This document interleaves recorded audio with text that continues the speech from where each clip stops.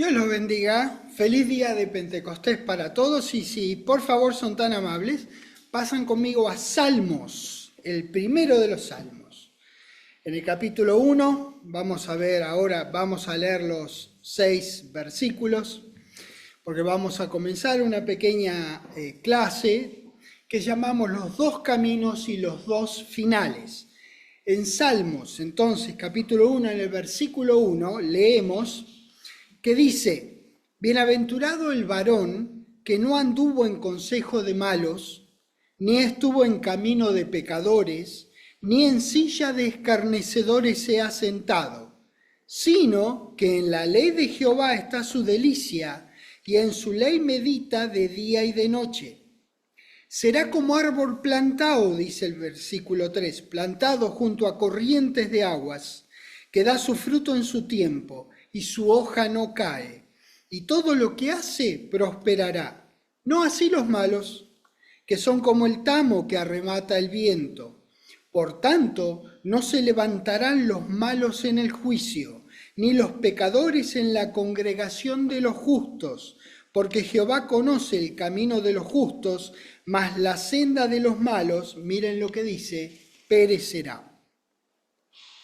Bueno, no sé qué opinión tendrán acerca del libro de Salmos, pero este libro maravilloso es una maravilla, en realidad, en la inspiración de Jehová a un puñado de los suyos, donde Israel encontraba, y nosotros también encontramos, los distintos matices de las emociones humanas, expresadas a Jehová.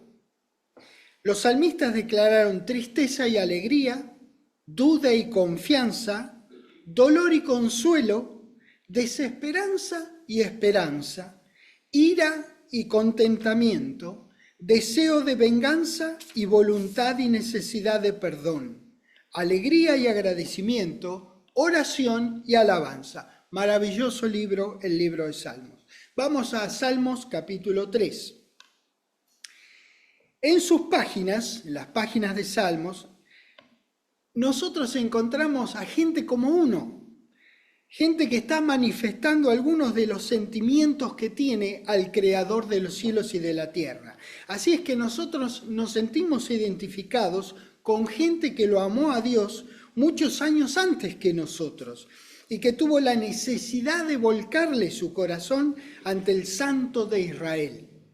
Ellos, al igual que nosotros, iban al Dios de su salvación con sus angustias en una mano y su corazón en el otro, y con toda honestidad e inocencia, si quieren, con toda tranquilidad, en su angustia, en su dolor o en su alegría, le manifestaban a Jehová lo que ellos sentían. Vamos a ver algunos que muestran estas emociones de las que estamos hablando.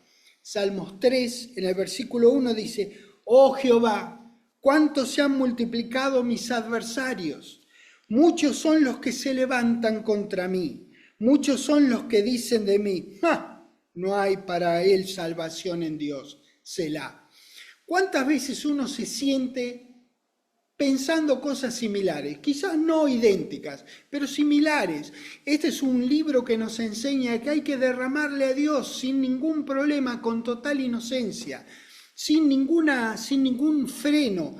Hablamos con nuestro Padre Celestial sabiendo que nosotros somos el inferior en necesidad de ayuda y Él es nada menos que el Creador de los cielos y de la tierra, que está listo a darnos una mano en cualquier situación, en cualquier barro en el que estemos metidos. Salmos capítulo 5, vamos a ver varios, no nos vamos a mover mucho de acá hoy. Salmos 5, en el versículo 1 dice: Escucha, oh Jehová, mis palabras, considera mi gemir, está atento a mi voz, como si hubiera necesidad de decirle a Dios que esté atento a la voz de uno. Lo que yo quiero expresar es que esta gente, como nosotros, en angustia simplemente iba a Dios y expresaba su corazón.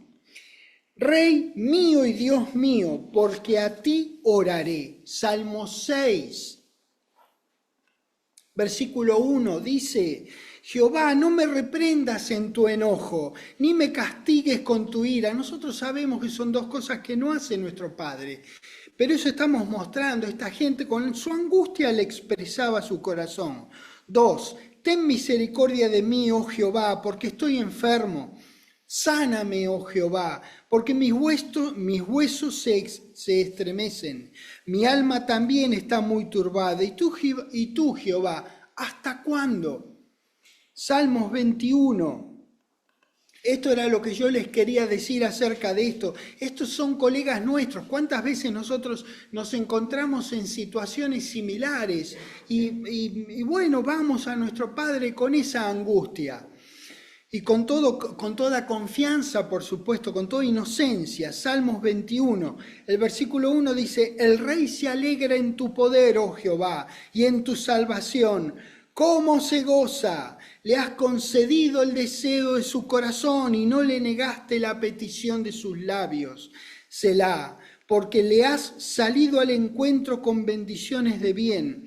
Corona de oro fino has puesto sobre su cabeza.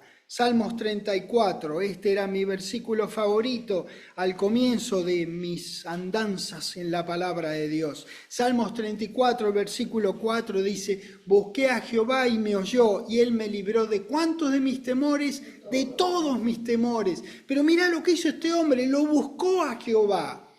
Eso es lo que hizo, Salmo 73. Lindo salmo también esto. Bueno, ¿cuál salmo no es lindo? Salmo 73, mirá lo que dice a partir del 21, dice, se llenó de amargura mi alma y en mi corazón sentía punzadas. No necesitaría uno decirle estas cosas a Dios, pero vos vas y se las expresás. Sentía punzadas, tan torpe era yo que no entendía. Era como una bestia delante de ti. Cuando leo este salmo, digo, este salmo me está dedicado para mí, especialmente en esta parte del versículo 22. Tan torpe era yo que no entendía. Era como una bestia delante de ti. Con todo, yo siempre estuve contigo. Me tomaste de la mano derecha, me has guiado según tu consejo. Y después me recibirás en gloria. ¡Wow! ¡Qué confianza tenía este hombre! ¿A quién tengo yo en los cielos sino a ti? Fuera de ti, nada deseo en la tierra. Mi carne y mi corazón desfallecen. Sí, cada vez estoy peor. Mas la roca de mi corazón sabía él que era, y mi porción es Dios para siempre. Maravilloso. ¿Colegas nuestros o no? ¿Cuántas veces expresamos, quizás no idénticas oraciones, pero cuántas veces expresamos nuestro corazón en angustias y en alabanza, dándole gracias a Dios por su cuidado, por estar siempre ahí con uno, por su gracia, por su misericordia, por su bondad en nuestra vida y la de los nuestros? Así que nosotros podríamos decir de los salmos que son un conjunto de escritos desplegadas de una manera un tanto poética. Al ser canciones, tienen alguna métrica. Por supuesto que esto se ve en el idioma original, en el castellano nosotros no podemos apreciar esa belleza. Pero en todo caso son revelaciones de verdad desde el punto de vista de la experiencia humana. Incluso los salmos mesiánicos y los proféticos, que hay varios, documentan verdades futuras que se revelan, mediante la descripción de las emociones del hombre, es decir, deseos, sufrimientos, alegrías del pueblo de Dios. Lo que podamos encontrar en Salmos es primariamente, pero no únicamente, hecho a medida para Israel, es decir, para gente bajo la ley. Pero siguen siendo verdades espirituales atemporales, no están atadas al tiempo, no están confinadas a aquel tiempo cuando fueron reveladas. Algunas también son útiles para nosotros. Los salmos declaran el corazón de Dios para cuando los suyos están en aflicción, para los que cada tanto nos encontramos perplejos, afligidos o abatidos, o que no sabemos para dónde ir en alguna situación. Pero también cuando nos sentimos exultantes porque algo nos salió bien, porque Dios nos dio alguna victoria en nuestra vida y hemos obtenido lo que le habíamos pedido. Para eso, en ese entorno se expresan los salmos. Tienen un solo autor, chocolate por la noticia, todos lo sabíamos eso, claro que sí. Pero entre los escritores figuran David, con el mayor número de salmos, Asaf, los hijos de Coré, Moisés, Etán y Emán, ambos que son esraítas, dice así la palabra de Dios, y claro, algunos que para nosotros son anónimos. Salmo 118, por favor. El libro de Salmos divide la Biblia en dos mitades. ¿Cuántas veces dijimos, bueno, vamos a Salmos y les decimos, abran su Biblia en la mitad, ¿no es cierto? De una manera, digamos, aproximada, dependiendo en qué Salmo uno la abra, ¿no es cierto? Y aunque es debatible en realidad, y hay distintas opiniones al respecto, pero varios coinciden que el Salmo 118.8 se encuentra en la mitad de la Biblia. Algunos dicen eso. Vamos a leerlo entonces.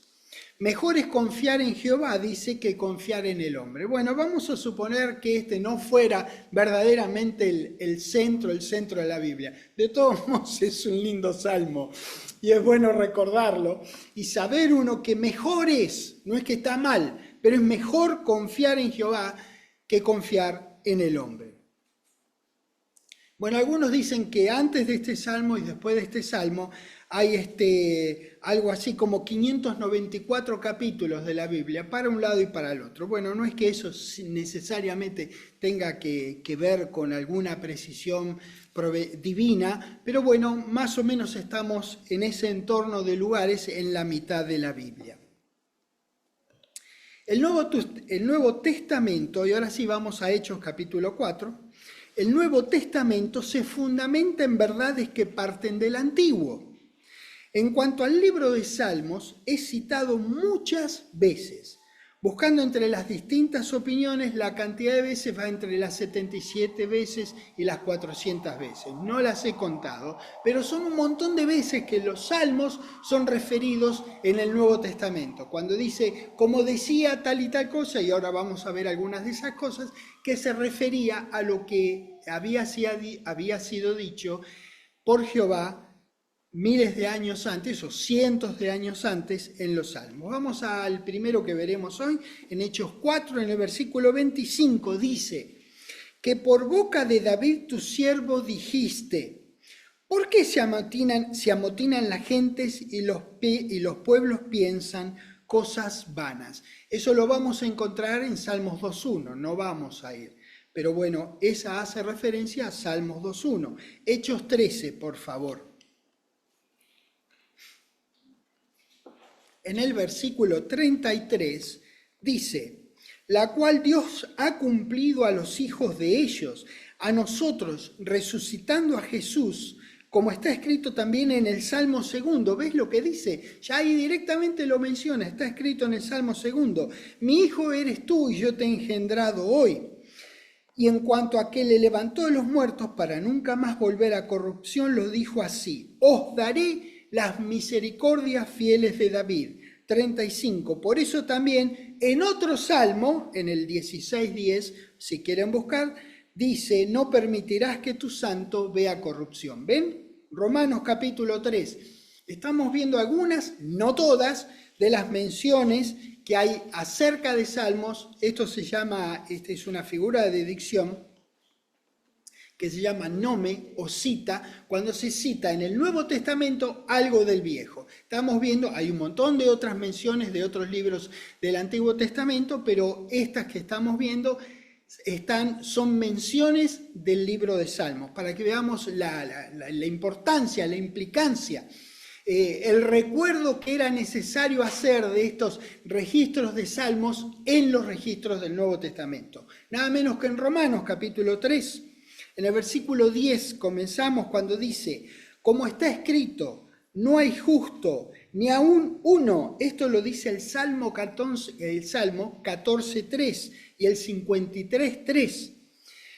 No hay quien entienda, no hay quien busque a Dios. Ese es otro salmo, el 14.2. Todos se desviaron a una, se hicieron inútiles. No hay quien haga lo bueno, no hay ni siquiera uno. Sepulcro abierto es su garganta. Caramba, qué declaración tremenda. Ahí hay 2 salmos que menciona, que hace referencia a la primera parte del versículo 13. Con su lengua engañan, veneno de áspides hay debajo de sus labios, su boca está llena de maldición y de amargura. Otro salmo. Sus pies se apresuran para derramar sangre. Quebranto y desventura hay en sus caminos y no conocen camino de paz.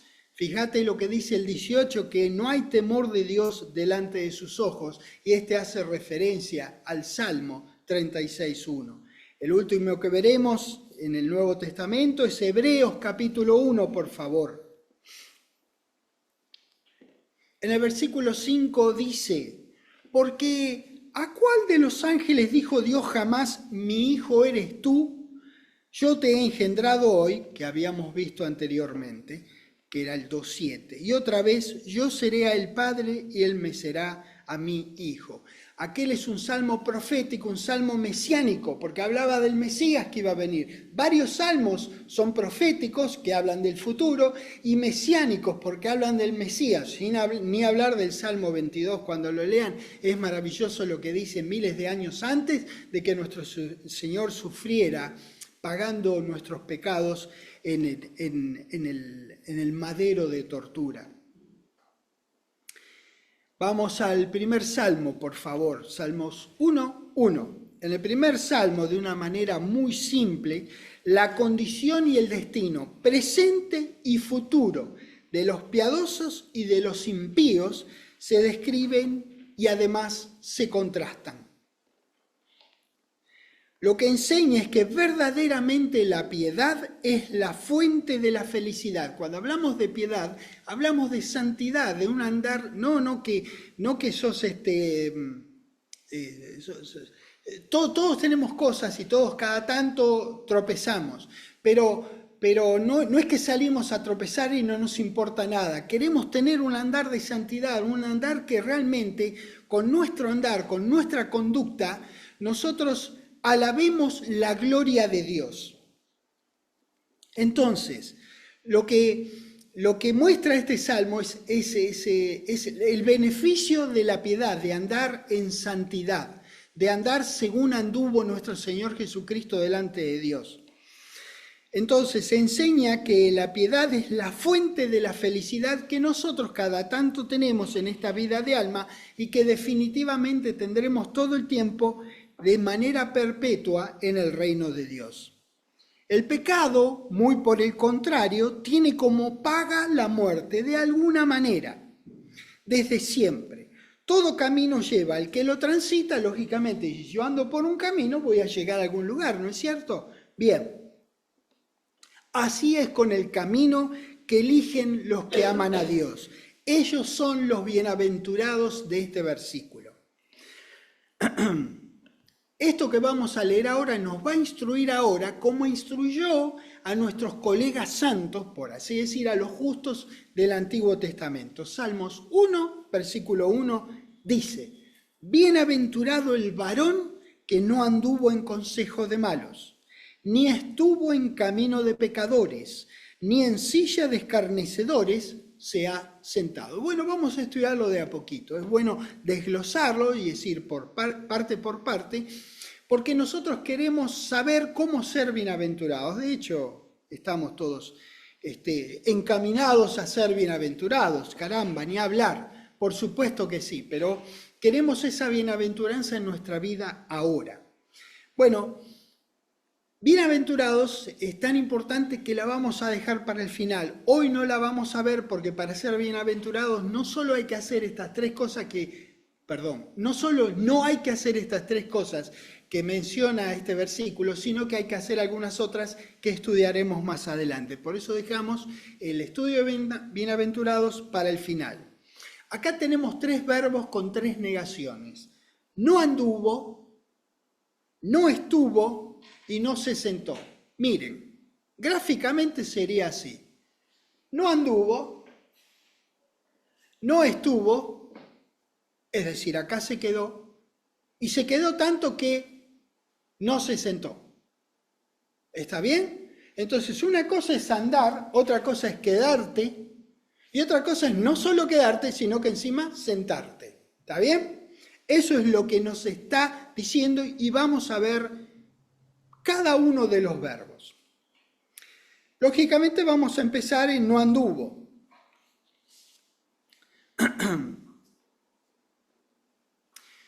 Bien, recuerden, hasta aquí hay más, pero hasta aquí la bienaventuranza es no hacer estas tres cosas. Y es un camino de degradación, porque una cosa, como dije, es caminar, porque caminás y dejas de caminar, pero este se quedó. Y para peor, se sentó. A primera vista, entonces, podría parecer fácil no andar en consejo de malos, ni estar en camino de pecadores, ni sentarse en silla de escarnecedores. Lo cierto es que en realidad, a menudo la gente llega a la primera, la segunda o la tercera etapa de la degradación, porque es un camino de degradación que muestra este salmo, debido a la presión social general. La presión de familiares, de amigos, de compañeros de trabajo, etc. A veces pasa sin siquiera uno darse cuenta. El estilo de vida de una persona verdaderamente piadosa generalmente la destaca entre la multitud y a menudo es objeto de burla o ridiculización o de crítica de algún tipo. Se necesita gran fortaleza de carácter para ser una persona que no anda en consejos de malos, ni está en camino de pecadores, ni se sienta en silla de escarnecedores. Pero desarrollar esa fortaleza vale la pena ahora y valdrá mucho más la pena adelante en la entrega de recompensas en el reino futuro. Por eso se hace necesario estudiar estas tres no cosas, estas tres cosas que no hay que hacer. Bueno, la palabra anduvo viene de la palabra hebrea halak. Dice que no anduvo en consejos de malos y esa es la primera que vamos a ver, el anduvo. Normalmente halak, que es anduvo aquí, se traduce como ir, andar, caminar y también comportarse. Nosotros al día de hoy, cuando alguien conocido estuvo llevando a cabo algún proyecto, le decimos, ¿qué tal? ¿Cómo anda tu proyecto? Y el proyecto no anda en realidad, pero lo usamos para ver cómo están las cosas, si está avanzando, si se detuvo, si está bien, si está mal, en fin. Nos preguntamos entre nosotros, ¿qué tal? ¿Cómo andás? Al menos en nuestro país, ¿qué tal? ¿Cómo andás? Y capaz que no andás. Pero la pregunta es, ¿cómo van tus cosas? Quiero decir que la palabra andar o caminar es muy flexible en su definición. Bueno, acá está aplicada de esa manera, no es que no es andar en el sentido de poner un pie delante del otro. Génesis 5, vamos a ver algunos usos para entender esta palabra. En el versículo 24 dice, caminó pues Enoc con Dios y desapareció porque le llevó Dios. No es que él necesariamente puso un pie delante del otro con Dios. Anduvo con Dios, caminó con Dios, tuvo relación con Dios. Tuvo un andar cuando uno lee de Enoc, tuvo un andar de santidad. Realmente a Dios le agradó la forma de vivir que tuvo Enoc para con él. Eso quiere decir andar. Génesis 15. En el versículo 2 dice, acá de nuevo aparece la palabra halak, cuando dice, y respondió Abraham, Señor Jehová, ¿qué me darás siendo que ando halak sin hijo? No es que él andaba sin hijo, es decir, caminaba, ponía un pie delante del otro sin hijo. Es que andaba sin hijo. Me cuesta hasta definirlo, porque creo que lo entendemos todos, ¿verdad? Lo que es andar acá me dicen que sí, callate, Eduardo. Está muy bien dicho. Isaías 33. En el versículo 15. Dice, el que camina en justicia y habla lo recto, el que aborrece la ganancia de violencias, el que sacude sus manos para no recibir cohecho, el camino ese es halak.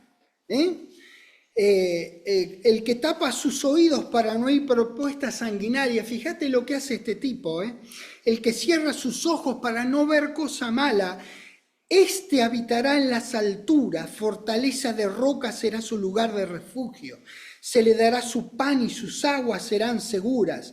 Tus ojos verán al rey en su hermosura, verán la tierra que está lejos. Mirá la bienaventuranza de alguien que anda, que se conduce, que se comporta de esta manera.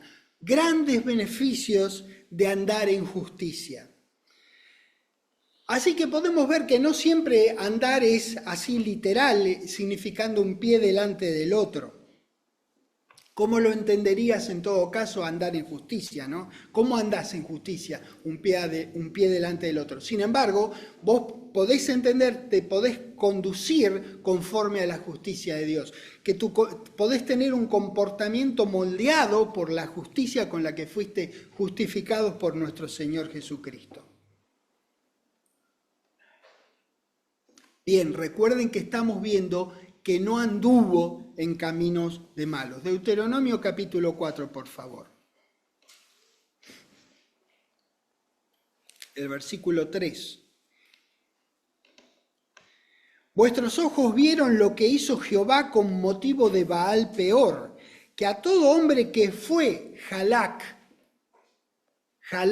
que anduvo, que caminó, que se condujo, que se comportó en pos de Baal Peor, destruyó Jehová tu Dios de en medio de ti. Mas a vosotros que seguisteis a Jehová vuestro Dios, todos estáis vivos hoy. Qué beneficio, ¿verdad? Qué gran beneficio. Acá es como es cortante, es blanco y es negro. Recordemos que estamos en Deuteronomio, ¿verdad? No obstante, hay verdades que trascienden los tiempos y las administraciones. Jehová les advirtió un sinnúmero de veces que no anduvieran tras dioses ajenos. Cuando habla de no andar tras dioses ajenos, acá quizás hay una duplicidad del andar, porque hay gente que aún al día de hoy llevan un ídolo mudo sobre sus hombros y caminan un pie delante del otro, atrás y tras el ídolo mudo, ¿verdad? Ponen carteles que dicen gracias a fulano de tal, ¿no es cierto? Lo dicen así, tienen templecitos o lo que sea que se llame así. En las rutas la gente le pone agua y le lleva flores y qué sé yo. Entonces, estos se conducen, halak, ellos andan tras dioses ajenos, tras ídolos mudos, lo hacen de una manera doble. Se conducen según eso, creen en ellos, le oran. Qué locura, ¿verdad? Lo hacen, pero además caminan atrás en las procesiones cuando lo llevan. Ven un pie detrás del otro. Ahí existe lo que yo estoy diciendo aquí, que es una duplicidad. Hasta aquí esta es la amonestación de no conducirnos según los consejos de los malos. Ahora vamos a la siguiente palabra, consejo.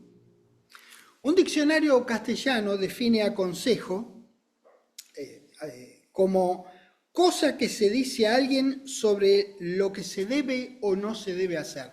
Todo el mundo recibimos de alguien consejo, ¿no? Y todo el mundo damos consejos, ¿no es cierto? Todos entonces entendemos lo que es consejo. Bien, vamos a comenzar nuestro estudio de esta palabra con el registro de un hecho que produjo la división del que era el único reino de Israel. Primera de Reyes, capítulo 12. Había un solo reino en la época de David. Luego, y también en la de Salomón, luego un hijo de Salomón hizo algo que vamos a leer ahora y dividió el reino en dos, en el sur y el norte. Todo era el pueblo de Israel, pero uno de los reinos, coincidentemente, se llamó Israel y el otro, aún siendo pueblo de Israel, A ese reino se lo llamó Judá. No hay que confundir, siempre son israelitas, pero divididos en estos dos reinos que tenían estos dos nombres. Primera de Reyes capítulo 12, en el versículo 14 le dice, y les habló conforme al consejo, la palabra hebrea es etzá, que es la misma que se usa en Salmos 1.1, les habló conforme al consejo de los jóvenes, diciendo, mi padre agravó vuestro yugo, pero yo añadiré a vuestro yugo, mi padre os castigó con azotes, mas yo os castigaré con escorpiones. Bueno, muy bien. Roboam es el que dijo esto, era hijo de Salomón y lo sucedió en el trono a su padre. Tuvo que decidir acerca de los impuestos que tenía que aplicar a Jeroboam y a su gente. Entonces le pidió consejo a los ancianos, lo cual siempre es muy sabio, a los ancianos de Israel, quienes le dijeron que alivianara la carga. También pidió consejo a sus amigos de la infancia, quienes le recomendaron agravar la carga. El rey siguió el consejo de los jovencitos. Bueno, y esto es lo que pasó. No significa con esto que todos los jovencitos van a dar mal consejo. Este consejo no era bueno, y no digo que estos jovencitos sean los impíos de Salmos 1. Pero simplemente estoy diciendo lo que un mal consejo puede producir. Eso es la palabra. Se dividió el único reino que estuvo durante Saúl, David y Salomón. Era un único reino, se abrió en dos por un mal consejo. Salmo 119, vamos a ver otros usos de esta palabra hebrea etzá. Salmo 119, 24. Dice, pues tus testimonios son mis delicias. Lindo, ¿ven? Estamos en Salmos, ya sabemos que son como nosotros, que expresan, tus testimonios son mis delicias, dice. ¿Ustedes no dicen lo mismo de los testimonios de Dios? ¿Cuántas veces decimos eso? Y mis consejeros, mis etzá, fíjate vos, el rey Roboam aceptó como consejeros a los malos consejos de los jóvenes, amigos de su infancia, con respecto a los otros. Este salmista dice acá que los testimonios de Jehová son sus consejeros. Los testimonios de Jehová son buenos consejeros. Mirá lo que estoy diciendo, como si necesitara hacerle yo la publicidad a Dios. ¿Cómo no? Son maravillosos estos consejos. Es bueno seguirlos porque siempre que los sigamos nos va a ir bien.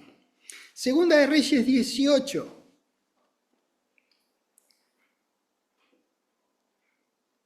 Versículo 19. Léanlo por favor, no bien puedan, van a ver el momento en que Senaquerib lo rodea a Ezequías, que era un buen rey de Israel.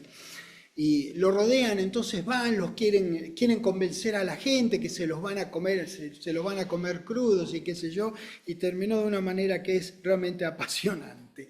Léanlo porque es un buen relato para hacerse uno el video de lo que debe haber ocurrido. En el 19 les dijo el Rabsaces de Senaquerib, díganle ahora a Ezequías, así dice el gran rey de Asiria.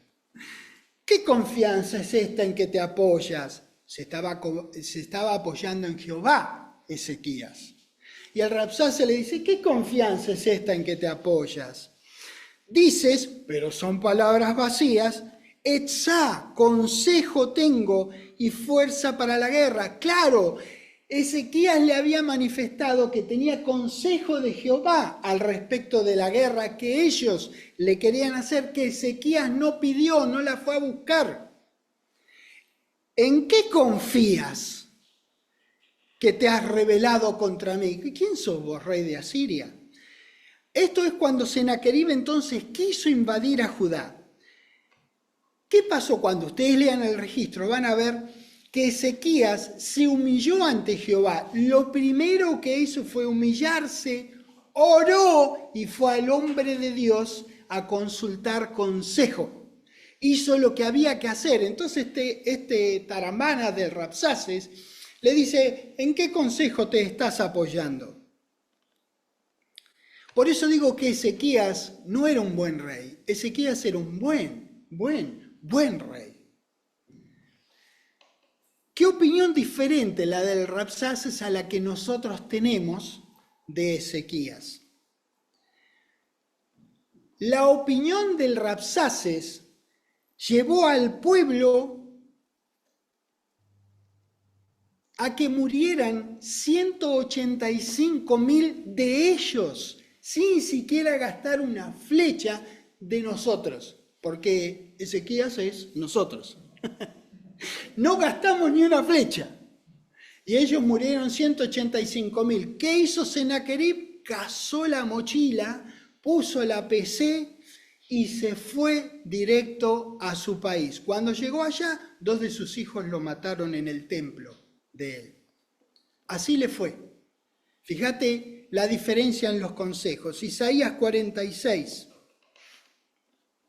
en el versículo 9, dice: acordaos de las cosas pasadas desde los tiempos antiguos, porque yo soy Dios y no hay otro Dios, y nada hay semejante a mí, que anuncio lo por venir desde el principio. Mirá con qué Dios estamos nosotros. Y desde la antigüedad lo que aún no era hecho, que digo, mi etzá, mi consejo permanecerá y haré todo lo que quiero. Claro, es Dios, es Jehová. Claro que hace todo lo que quiere. Y dice que su consejo permanece. ¿Saben una cosa? El cielo y la tierra pasarán, mas las palabras de Jehová, las palabras que habló el Señor Jesucristo, las que vos hablás, cuando son la palabra de Dios, tampoco van a pasar. El cielo y la tierra pasará, pero las palabras que quien sea que hable, si son de Jehová, van a permanecer. El consejo de Jehová a la humanidad está debidamente documentado en las Escrituras y nunca va a dejar de ser. Vamos a la palabra malos ahora. En general, malos es la traducción de la palabra hebrea raya. Raya. Ustedes saben que yo no hablo hebreo, así que perdonen los que saben pronunciar si estuviera mal pronunciado. Bueno, en general es la palabra raya, que se traduce inmoral, una mala persona, malvado, una persona activamente mala. Puede haber personas que no lleguen a tener esta categoría de maldad, pero si sus consejos fueran contrarios a los de Dios, no serán buenos consejeros. Por otra parte, un impío puede tener seguidores que no alcancen su nivel de maldad, pero cuando estos siguen sus consejos, sus obras resultan tan malas como quien generó los consejos. Eso es lo que digo, eso es lo que hay que tener cuidado. No es que uno llegue a esta maldad, pero siguiendo los consejos del malo, entonces, bueno, uno termina, ¿no es cierto?, fuera de donde tiene que estar. Deuteronomio 25, por favor.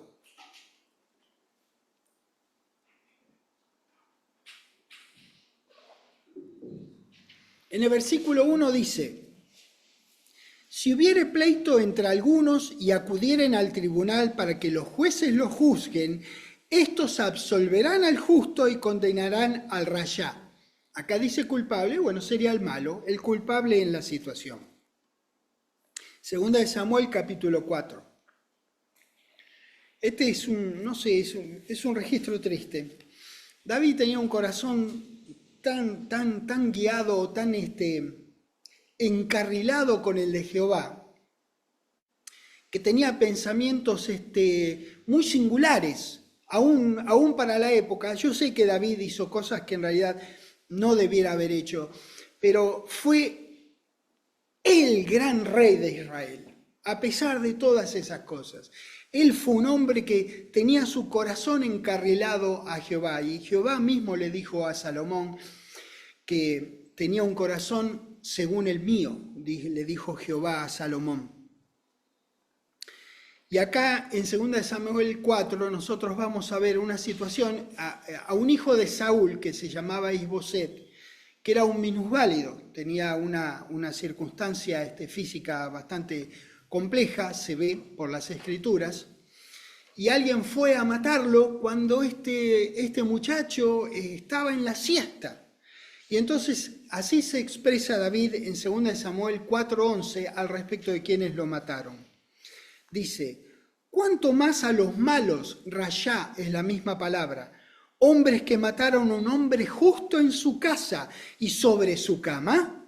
Ahora pues, ¿no he de demandar yo su sangre de vuestras manos y quitaros de la tierra? Esa es la opinión que él tenía acerca de los malos, rayá, que mataron a Isboset. Proverbios 25. En el versículo 5 dice, aparta al rayá, al impío, esta vez está traducido así, de la presencia del rey. Y mirá lo que va a pasar con el trono, se afirmará en justicia. Isaías 57. Ahí vemos a rayá de un lado, o la maldad, el malo, y la justicia justamente en el otro. Isaías 57, versículo 21 dice, no hay paz, dijo mi Dios, para los rayá. Para ellos no hay paz. Hay un autor que dice que el vocablo rayá tiene que ver con la agitación y confusión en la que los malvados viven y al desasosiego constante que causan en otros. Así que, como dice el Salmos 1:1, bienaventurado el varón que no anduvo en consejo de malos. Este es uno de los requisitos para llegar a ser bienaventurado. Es no tener una conducta que esté guiada, conformada, alimentada, influida por los razonamientos de los que no aman a Dios. Nosotros vamos a seguir en las siguientes enseñanzas con otras dos cosas que al no hacerlas nos hacen bienaventurados. Dice, continúa el Salmo 1:1 que dice, ni estuvo en camino de pecadores, ni en silla de escarnecedores se ha sentado. Nosotros no andamos, ni nos quedamos en caminos de pecadores, ni nos sentamos a escarnecer. Por el contrario, plantamos nuestra vida en la palabra de Dios, para que todo lo que hagamos prospere. Versículo 2 dice, sino que en la ley de Jehová está su delicia, y en su ley medita de día y de noche. Con esto nos identificamos nosotros. Nosotros queremos hacer esto, queremos la bienaventuranza que viene de no andar, de no considerar, de no conducirnos según los caminos del malo. Nosotros queremos hacer de la ley de Jehová nuestra delicia, queremos meditar en ella de día y de noche. ¿Por qué? Porque el versículo 3 dice que seremos, y hacemos eso, como árbol plantado junto a corrientes de aguas, que da su fruto en su tiempo y su hoja no cae, y que todo lo que hace, que es lo que queremos que nos pase con todo lo que hacemos nosotros, prosperará. Damas y caballeros, ¿qué ha cambiado entre hace 2000 años o 1700 años que Jehová reveló a alguien este salmo al día de hoy? La bienaventuranza es igual, damas y caballeros, y nosotros queremos ser bienaventurados. No tan solo porque queremos serlo, sino porque queremos que nuestra conducta, nuestro comportamiento sea santo, le agrade a Dios, Dios esté feliz, esté complacido con nuestro andar. Gracias, querido Dios, en el nombre del Señor Jesucristo, por permitirnos adentrarnos en tus escrituras y ver un poquito de tu corazón y ver la belleza de lo que significa andar según tu palabra, para que vos nos des esta bienaventuranza al día de hoy. En el nombre del Señor Jesucristo te agradezco por eso. Amén. Dios los bendiga.